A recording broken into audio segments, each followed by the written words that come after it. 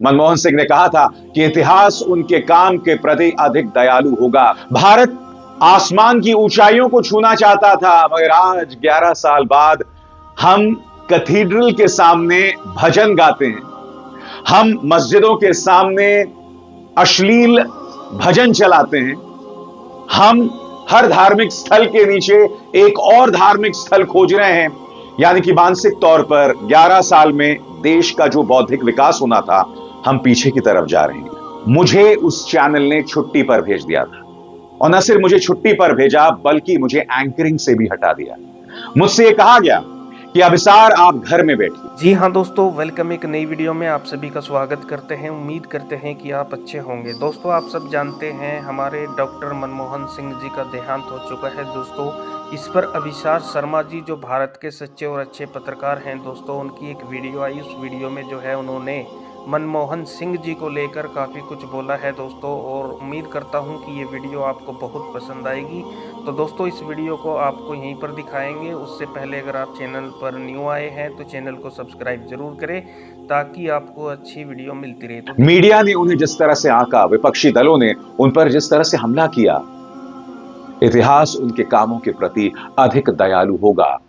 और आज जब मनमोहन सिंह हमारे बीच नहीं है, 92 साल की उम्र में एम्स में उन्होंने आखिरी सांस ली, आज उनके एक एक शब्द को भारत समझ रहा है। क्योंकि आपको इस बात पर गौर करना पड़ेगा दोस्तों कि 2014 से पहले भारत आगे देख रहा था, भारत आसमान की ऊंचाइयों को छूना चाहता था, मगर आज 11 साल बाद हम कैथेड्रल के सामने भजन गाते हैं, हम मस्जिदों के सामने अश्लील भजन चलाते हैं, हम हर धार्मिक स्थल के नीचे एक और धार्मिक स्थल खोज रहे हैं। यानी कि मानसिक तौर पर 11 साल में देश का जो बौद्धिक विकास होना था, हम पीछे की तरफ जा रहे हैं। इसीलिए मनमोहन सिंह ने कहा था कि इतिहास उनके काम के प्रति अधिक दयालु होगा। मैं आपको याद दिलाना चाहूंगा दोस्तों कि पत्रकार ने उनसे क्या सवाल पूछा था, और सवाल में भी बहुत कुछ छुपा हुआ है। वो भी उस वक्त को लेकर एक संदेश दे रहा है। पत्रकार ने उनसे क्या सवाल पूछा था, आपकी स्क्रीन पर आप पर आरोप लग रहा है कि आप अपने मंत्रियों पर लगाम लगाने में असमर्थ रहे, आपने परिस्थितियों को हाथ से बाहर जाने दिया, आप पॉलिटिकली फेल हो गए और भ्रष्टाचार के मामलों पर कार्रवाई करने के बजाय दूसरे लोगों को इसे रोकने के लिए कहते रहे। इसका जवाब देते हुए डॉक्टर सिंह ने मुस्कुराते हुए कहा था, मैं ईमानदारी से मानता हूं कि इतिहास मेरे प्रति समकालीन मीडिया या संसद में विपक्षी दलों की तुलना में अधिक दयालु होगा। जैसे मैंने कहा ना दोस्तों, 2014 से पहले भारत आसमान की तरफ देख रहा था। 2014 से पहले हमारा मकसद था अंतर्राष्ट्रीय तौर पर बतौर डॉक्टर, बतौर वैज्ञानिक, बतौर आईटी प्रोफेशनल अपनी छाप छोड़ना। मगर 11 सालों बाद विदेशों में जो घटनाएं होती हैं, हम उस पर आक्रोशित होते हैं। हम अपने ही देश के नागरिकों पर निशाना साध रहे हैं। क्रिसमस जैसे पावन पर्व पर जो एक दिन पहले गुजरा है, आप जानते हैं क्या क्या नजारे नहीं देखने को मिले। बच्चे जहां पर सांता क्लॉज बने हुए थे, उन स्कूल्स पर धावा बोला गया। जोमेटो का डिलीवरी बॉय जिसने सांता की ड्रेस पहनी हुई थी, उसके कपड़े उतारे गए। लखनऊ में कैथेड्रल के सामने भजन जपा जा रहा था, मानो ताना दिया जा रहा है। यह बदल गया है 11 साल में। और इसीलिए पूर्व प्रधानमंत्री मनमोहन सिंह ने कहा था कि इतिहास उनके प्रति दयालु होगा। मैं आपको एक तस्वीर दिखाना चाहता हूं दोस्तों, अमेरिकी कांग्रेस में उन्हें किस तरह से इज्जत दी जाती है। करीब 1 मिनट का वीडियो है, मैं चाहूंगा आप देखें। इसीलिए उस वक्त प्रधानमंत्री मनमोहन सिंह के बारे में कहा गया था, सिंह इज किंग। इस वीडियो को देखिए, जिससे आपको पता चलेगा कि उस वक्त मनमोहन सिंह का क्या योगदान था। देखते हैं। Mr. Speaker, the Prime Minister of the Republic of India.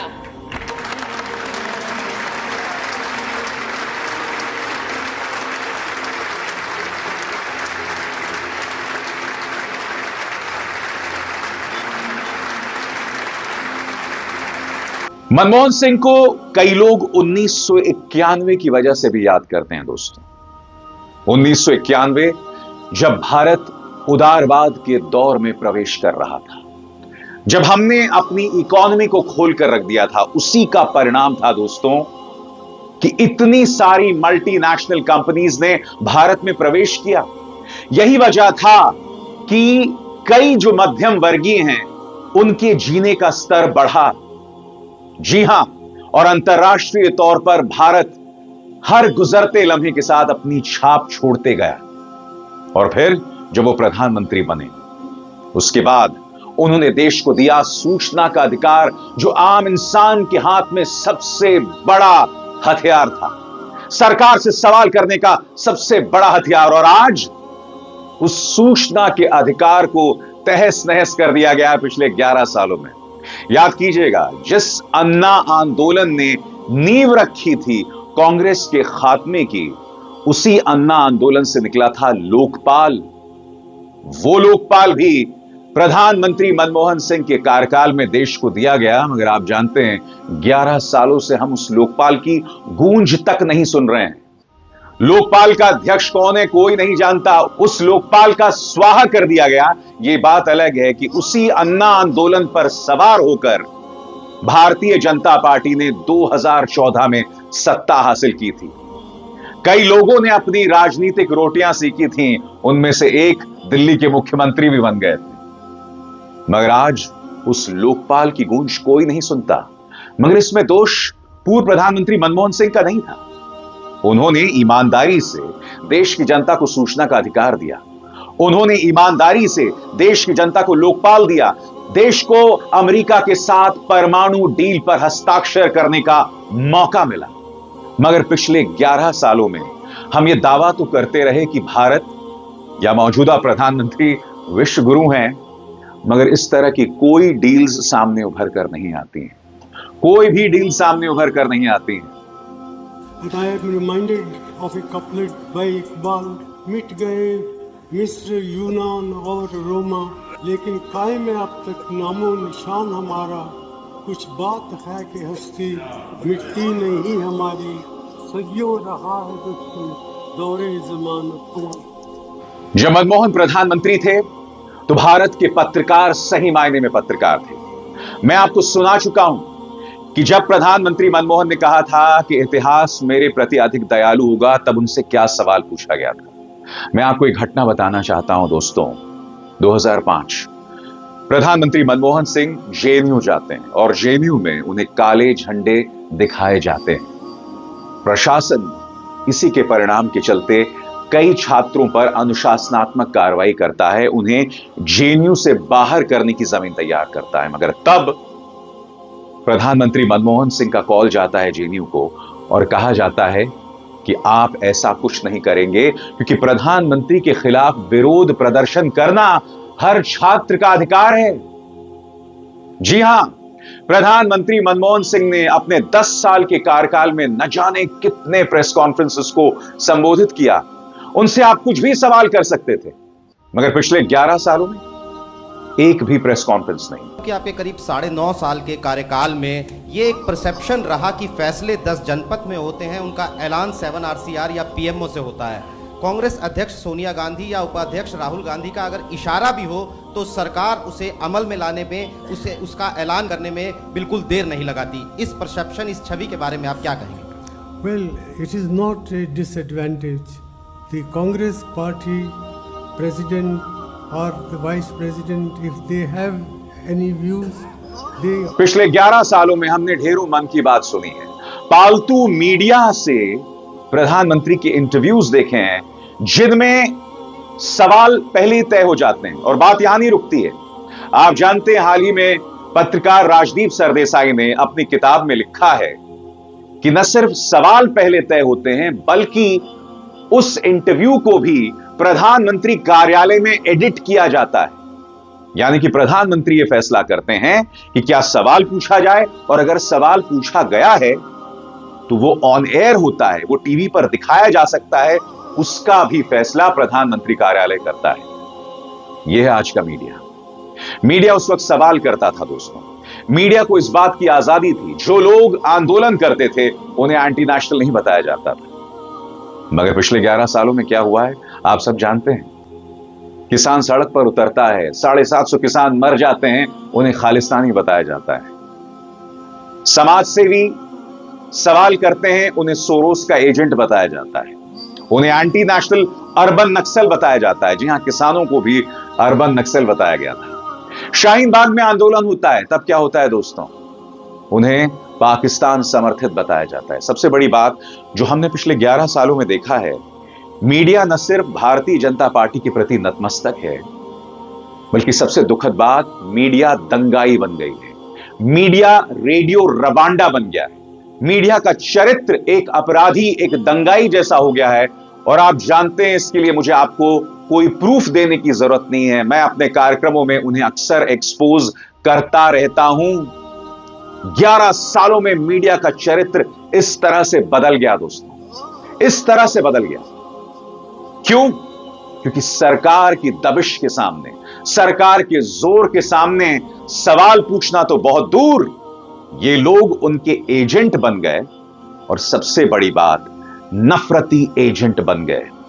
यह है पिछले 11 साल की विरासत। और इसीलिए पूर्व प्रधानमंत्री मनमोहन ने कहा था कि इतिहास मेरे प्रति दयालु होगा। बात यहां नहीं रुकती। उन्होंने प्रधानमंत्री नरेंद्र मोदी के बारे में भी एक भविष्यवाणी की थी कि वो भारत के लिए एक बहुत बड़ा डिजास्टर साबित होंगे। सुनिए उन्होंने क्या कहा था। That without discussing the merits of Mr. Narendra Modi, I sincerely believe that it will be disastrous for the country to have Narendra Modi as the Prime Minister. और बात वहां नहीं रुकती है। अभी कुछ ही दिनों पहले उन्होंने ये बयान दिया था, और ये बयान प्रधानमंत्री नरेंद्र मोदी के उस बयान के बाद आया जब उन्होंने पूर्व प्रधानमंत्री मनमोहन के बारे में रेनबो छतरी का जिक्र किया था। बाथरूम में रेनकोट पहन करके नहाना, ये कला तो डॉक्टर साहब ही जानते हैं और कोई नहीं जानता। उसके काफी दिनों बाद पूर्व प्रधानमंत्री मनमोहन ने प्रधानमंत्री नरेंद्र मोदी पर हमला बोलते हुए क्या कहा था आपकी स्क्रीन पर। मोदी जी पहले प्रधानमंत्री हैं जिन्होंने सार्वजनिक चर्चा की गरिमा को कम किया है और इस प्रकार प्रधानमंत्री के कार्यालय की गंभीरता को कम किया है। अतीत में किसी भी प्रधानमंत्री ने इस तरह की घृणित, असंसदीय और असभ्य शब्दों का इस्तेमाल नहीं किया है जिसका उद्देश्य किसी विशिष्ट व्यक्ति को निशाना बनाना था। उन्होंने कुछ झूठे बयानों के लिए भी मुझे जिम्मेदार ठहराया। मैंने अपने जीवन में कभी एक समुदाय को दूसरे समुदाय से अलग नहीं किया है। और आज पूर्व प्रधानमंत्री मनमोहन सिंह की एक एक बात सही साबित हो रही है। जी हां, क्योंकि मौजूदा प्रधानमंत्री वो प्रधानमंत्री हैं जो ये कहते हैं कि आपका मंगलसूत्र घुसपैठियों को दे दिया जाएगा, आपकी 2 भैंसों में से एक भैंस ज्यादा बच्चा पैदा करने वालों को दे दी जाएगी, आपकी बेटी बांग्लादेशी घुसपैठियों को दे दी जाएगी। चर्चा का स्तर ये हो गया है और समाज इसे सामान्य मान रहा है। क्यों? क्योंकि पिछले 11 सालों में मीडिया का सहारा लेते हुए बार बार लोगों की नसों में जहर उगला गया और यही वजह है कि ये लोग मस्जिदों के सामने, गिरजाघरों के सामने इस तरह के प्रदर्शन करते हैं। मैंने कहा ना, 11 साल पहले हम आसमान की तरफ देख रहे थे, मगर 11 साल बाद हम जमीन के नीचे देख रहे हैं, हम खुदाई कर रहे हैं। हम अपनी खुशी के मौके पर, यानी कि जब दुर्गा विसर्जन यात्रा हो रही होती है, तब हम किसी मस्जिद के सामने गाली गलौज करते हैं।